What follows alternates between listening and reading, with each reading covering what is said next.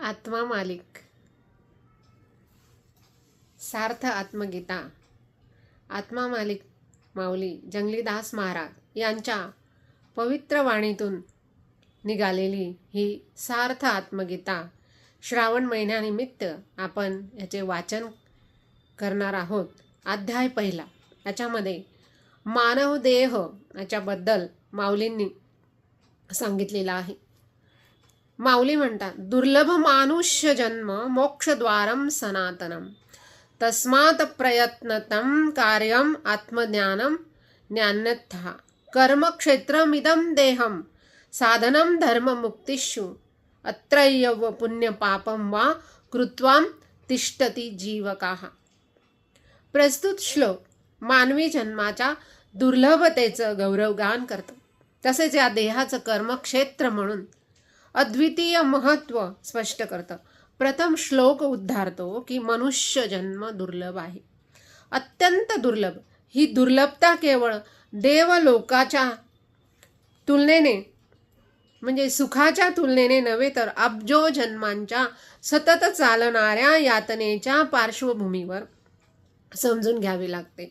कीटक, पशु, पक्षी, जलचर, वृक्ष या सर्व योनींमध्ये 84 लाख वर्ष भटकल्यानंतर सुकृत संचयाच्या बळावरती मनुष्य देह प्राप्त होतो. या देहाचं वैशिष्ट्य म्हणजे यात मोक्षाचं द्वार अर्थात मुक्तीचा मार्ग उपलब्ध आहे आणि ते द्वार सनातन आहे, सर्व काळासाठी चिरंतन आहे. मोक्ष म्हणजे जन्म मरणाच्या चक्रातून कायमची सुटका. ही सुटका अन्य कोणालाही आणि कोणत्याही योनीत सहजतेने शक्य नसते. फक्त मानवी जन्मात विवेक वैराग्य या 2 पायरीवरती मोक्ष प्राप्तीचा मार्ग खुला आहे. अशा दुर्लभ जन्माला आल्यावरच प्रयत्नांतः अत्यंत प्रयत्नपूर्वक शास्त्रोक्त रीतीने अहर्निश साधनेने आत्मज्ञान साध्य करणे अनिवार्य आहे. आत्मज्ञान म्हणजे अहम ब्रह्मास्मी या अवस्थेची प्रतीती, म्हणजे देहाभिमान पूर्णतया विरघळून शुद्ध चैतन्याचा उरलेला अनुभव. श्लोकात ज्ञानंथा या एका शब्दात ताठपणे सांगितले आहे की याशिवाय दुसरा कोणताही उपाय नाही.